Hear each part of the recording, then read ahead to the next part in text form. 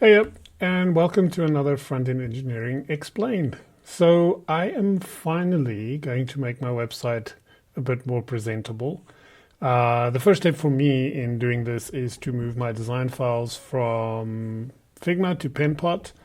And a lot of that process is going to be super boring to watch. So, I'm not going to do a stream of the whole thing. First of all, it's going to take quite a while. And secondly, it's going to be pretty boring.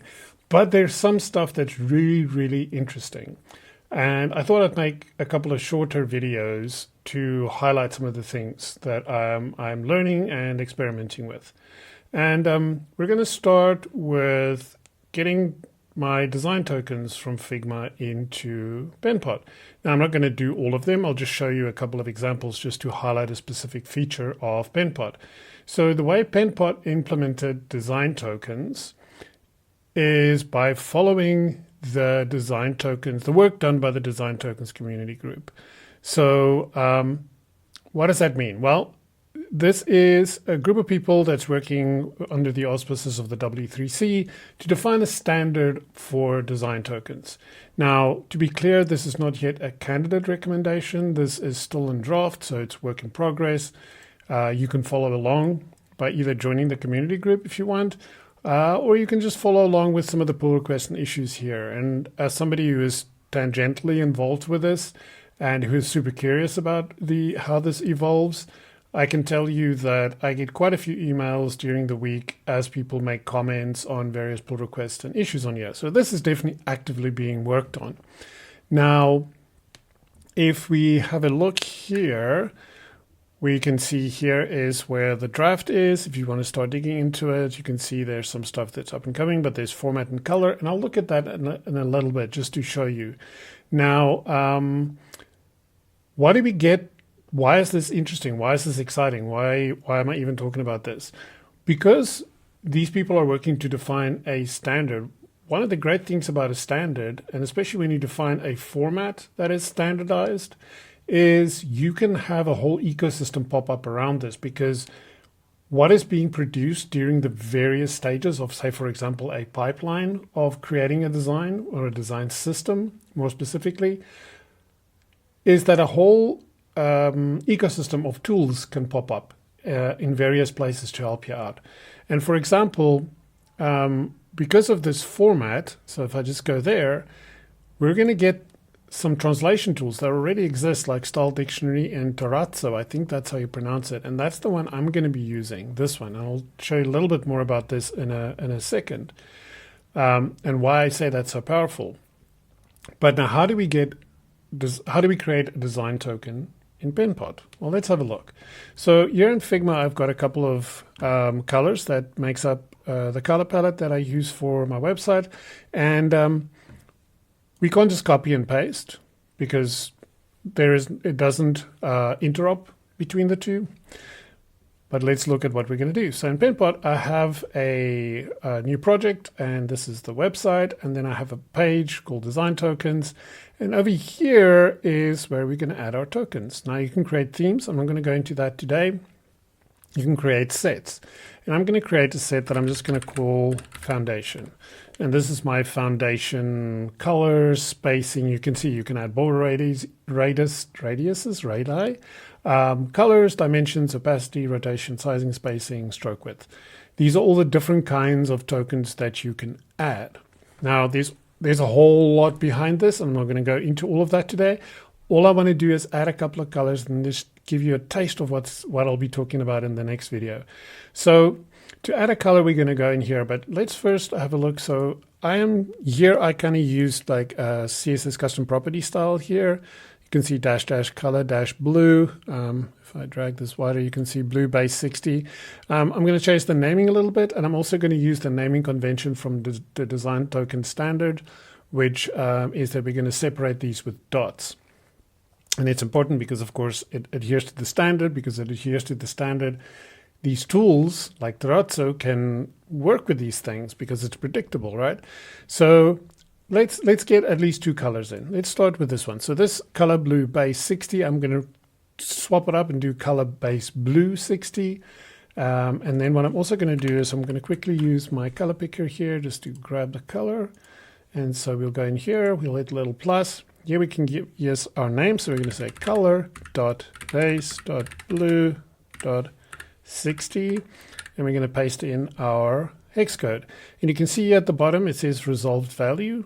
This matches 1-to-1 now, but there's some interesting things here. You can obviously also give this a more verbose description if you need to, but it's optional. And with that, we can save, and here is our swatch. Now, if you want to use this color that we've defined here, you need to make sure that your set is actually checked, because otherwise it's not enabled. And that's because you can have multiple sets, and you can, using themes, you can only check, enable and disable only certain sets. Do all kinds of interesting things, but that is a separate video. So with this one checked, everything inside this set is now available for us to use. And for example, if you create like a little swatch, you can just click and it'll apply the color. Nothing surprising there. But the other thing is you can right click and then choose to either apply this as a fill or as a stroke, right? And with some tokens, you can actually do even more than only fill and stroke. And that is why the general way you do this in Penpot is by using right click on the token and then choosing how you want to apply it.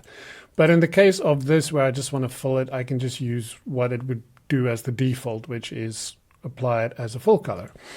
Cool. Now let's go back and let's do another one. So what we can do here, of course, is we can duplicate the token. And now we can go and edit it and make this 50. And then it's just warning us that because we renamed this now, if we were referencing it, again, it's kind of giving you a hint at something that'll come in other videos. It'll break any references that refer to the old name still. But of course, for us, that's not a concern right now. So I'm just quickly going to grab this color again and switch back, and I'm going to update it. And ta-da. So now we have these two color tokens.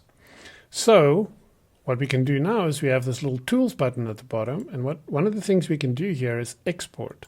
If we click export, it's going to export a file called tokens, and the extension will be JSON.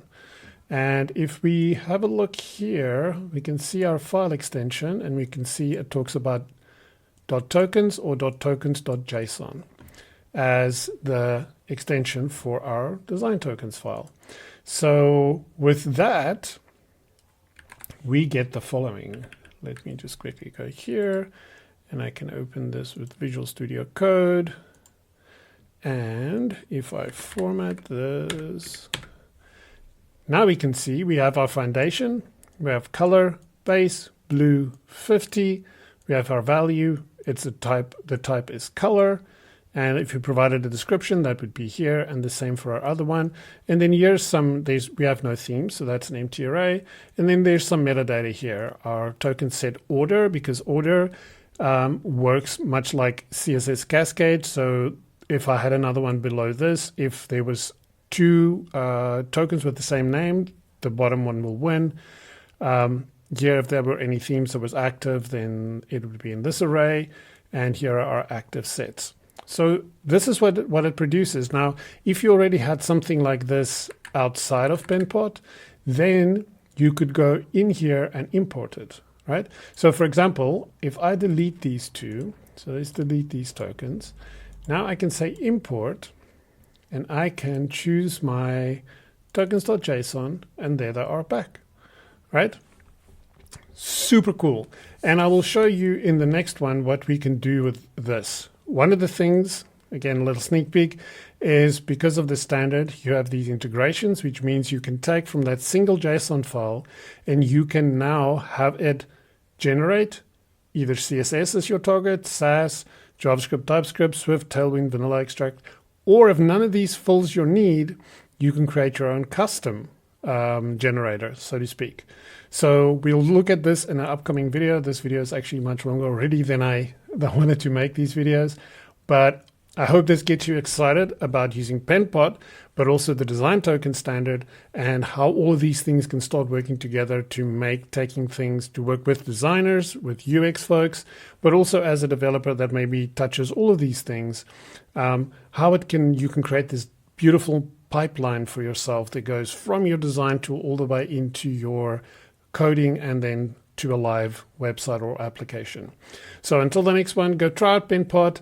Let me know what you think, what your experience is with Penpot in the comments below. If you like this, give it a thumbs up. If you want to not miss any of the other videos, please hit subscribe.